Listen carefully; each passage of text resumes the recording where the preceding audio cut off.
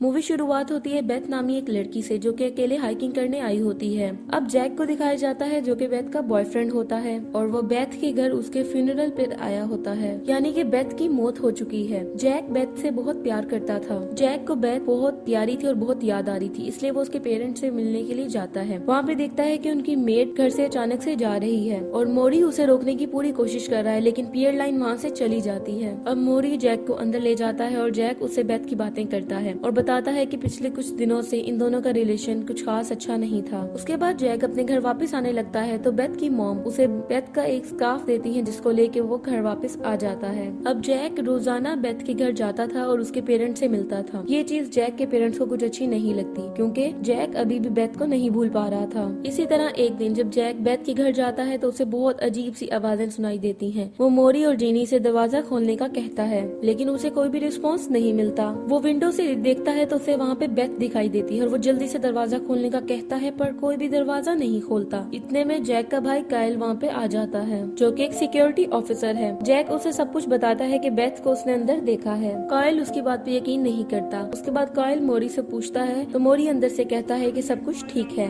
Jack का भाई उसे वहाँ से जाने का कहता है, लेकिन जैक नहीं मानता और एक दिन बेथ के घर घुस जाता है क्योंकि वो जानना चाहता था कि बेथ को उसने क्यों देखा। और घर में जाके जैक देखता है कि जेनी बेथ को क्लोजेट में छुपाने की कोशिश कर रही है। जैक समझ नहीं पाता कि बेथ के पेरेंट्स ये सब कुछ क्या कर रहे हैं। जैक को कुछ भी समझ नहीं आ रहा होता और इसी दौरान जैक और मोरी की लड़ाई हो जाती है और उसके बाद जैक वहाँ से चला जाता है क्योंकि जैक को लगता है कि शायद बेथ उसके साथ रहना ही नहीं चाहती। जैक अपने पेरेंट्स को भी सब बताता है लेकिन वो उसका यकीन नहीं करते। उसके बाद जैक उसकी कब्र पर जाता है और देखता है कि वहाँ पे बहुत ज्यादा मोड़ा हुआ होता है जिससे ये लगता है कि जैसे बेथ अंदर से निकली है। अब जैक मोरी के पास जाता है ये सब कुछ पूछने के लिए और अब मोरी उसे बताता है कि जब तुम उस दिन चले गए थे उसके बाद बेथ यहाँ पर आई थी और हमें नहीं पता कि वो जिंदा कैसे हुई। इसी बीच वहाँ पे जेनी भी आ जाती है और तीनों के दरमियान बहस होने लगती है। फिर वहाँ पे बेथ भी आ जाती है और जैक को अपने साथ बात करने के लिए ले जाती है। अब बेथ जैक से पूछती है कि तुम इतना अजीब बिहेव क्यों कर रहे हो।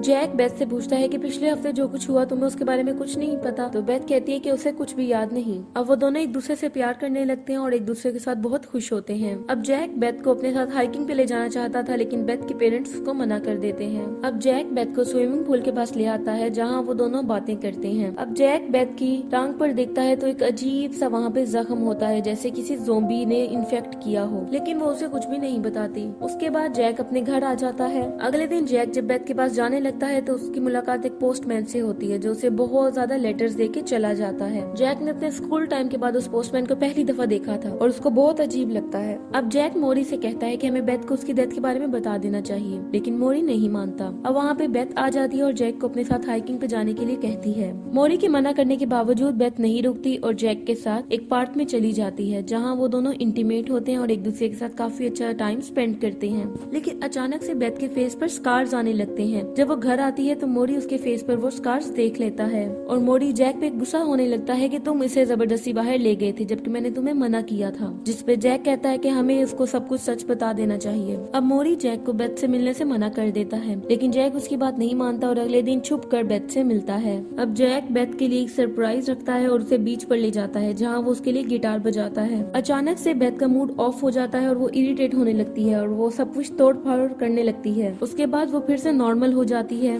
लेकिन देखते ही देखते बेथ फिर से एग्रेसिव हो जाती है और जैक को उठाकर फेंकती है। बहुत मुश्किल से जैक उसे कार तक बिठाता है और वहाँ पे एक म्यूजिक बजने लगता है जिसे सुन के बेथ बिल्कुल रिलैक्स हो जाती है। उसके बाद बेथ अपने घर आ जाती है और जैक को इंटीमेट होने का कहती है। जैक नहीं मानता लेकिन वो जबरदस्ती इंटीमेट होती है। अगले दिन जैक एरिका जो कि उसकी बचपन की दोस्त है उससे मिलने के लिए एक रेस्टोरेंट में जाता है। जैक जब एरिका से बात करने लगता है तो रेस्टोरेंट का ऑनर बहुत अजीब बिहेव करता है और बहुत शोर मचाने लगता है। जैक एरिका से कहता है कि क्या तुमने नोटिस किया कि मरे हुए लोग जिंदा हो रहे हैं, लेकिन एरिका को उसकी बात समझ नहीं आती। अब जैक जब वापस आने लगता है तो बेथ उसकी कार के आगे आ जाती है और जैक की कार उसके ऊपर चढ़ जाती है। जैक बेथ को जब वहाँ से निकालता है उसके बावजूद उसको कुछ भी नहीं होता और वो बिल्कुल ठीक होती है। इतने में एरिका जैक से बात करने लगती है जिसपे बेथ को गुस्सा आता है और पता चलता है कि अब ये किसी और लड़की के साथ भी घूम रहा है। जैक बेथ को बताता है कि मेरी बचपन की दोस्त है लेकिन वो नहीं मानती। उसके अलावा जैक एरिका को भी बताता है कि बेथ है और एरिका भी बहुत परेशान हो जाती है क्योंकि जैक की मॉम ने कहा था कि बेथ मर चुकी है। अब बेथ को लगता है जैसे जैक उससे कुछ छुपा रहा है, इसलिए जैक उसे उसकी कब्र के पास लाता है और कहता है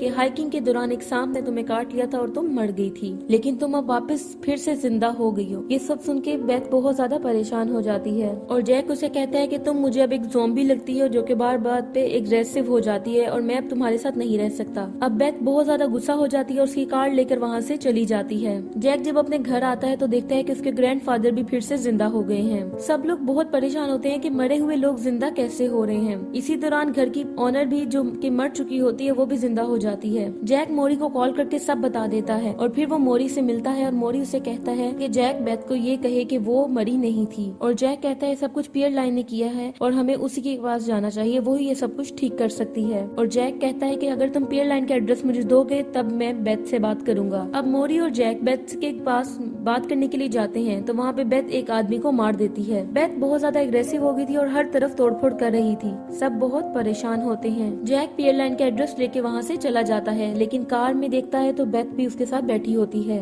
जैक बेथ को कार में बिठा के पियर लाइन से मिलने जाता है, लेकिन उसे वहाँ पियर लाइन नहीं मिलती। पियर लाइन का कजन उसे बताता है कि बहुत पहले यहाँ से जा चुकी है और वो कहता है कि ज़ॉम्बी से उसका कोई लेना देना नहीं है। यहाँ जैक को पता चलता है कि मोरी ने उससे बदतमीजी की थी, इस वजह से पियर लाइन वहाँ से चली गई थी। जैक अपनी कार के पास आता है तो देखता है मोरी बेथ को वहाँ से ले जा रहा था। जैक के रोकने पर मोरी उसके सर पे कुछ मार कर उसे बेहोश कर देता है और उसकी बात नहीं सुनता। अगली सुबह जब जैक की आंख खुलती है तो वो अपनी कार लेके अपने घर पहुँचता है। वहाँ उसे घर में एक ज़ॉम्बी दिखाई देता है जो कि जैक को देख के वहाँ से भाग जाता है। अब जैक अपनी फैमिली को देखने लगता है। उसे आगे जाके कुछ डेड बॉडीज मिलती हैं जिसे देख के वो बहुत ज्यादा परेशान हो जाता है क्योंकि उसे लगता है कि ज़ॉम्बी ने उसकी फैमिली को मार दिया। अब वो अपना कुछ जरूरी सामान लेता है और बेथ के घर पहुंचता है जहां उसे मोरी की कार में कुछ खून दिखाई देता है। अब वो वहां पर बेथ और उसकी मॉम को देखता है। उसकी मॉम ने बेथ को माइक्रोवेव से बांधा हुआ होता है और अपना हाथ काट कर खिला रही थी। अब जैक जीनी से मोरी के बारे में पूछता है तो वो बताती है कि बेथ ने मोरी को मार दिया। जैक जेनी को वहाँ से जाने के लिए कहता है और कहता है कि मैं बेथ के साथ अकेला रहूंगा और इसकी देखभाल करूंगा। पहले तो बेथ बहुत ज्यादा एग्रेसिव होती है, लेकिन बाद में जैक उसे अपने साथ हाइकिंग पे ले जाने का कहता है। अब बेथ बिल्कुल शांत हो जाती है और माइक्रोवेव के साथ ही उठ जाती है। अब वो दोनों जाने ही लगते हैं कि वहाँ पे काइल आ जाता है और जैक को शूट करने लगता है, लेकिन जैक उसे रोक देता है। अब जैक काइल से मॉम और डैड के बारे में पूछता है तो वो कहता है कि दोनों यहाँ से सुरक्षित तौर पे जा चुके हैं। अब काइल उसे बताता है कि जो तुमने घर पे डेड बॉडीज देखी थी वो ज़ॉम्बीज की थी जो कि मैंने शूट किया था उनको।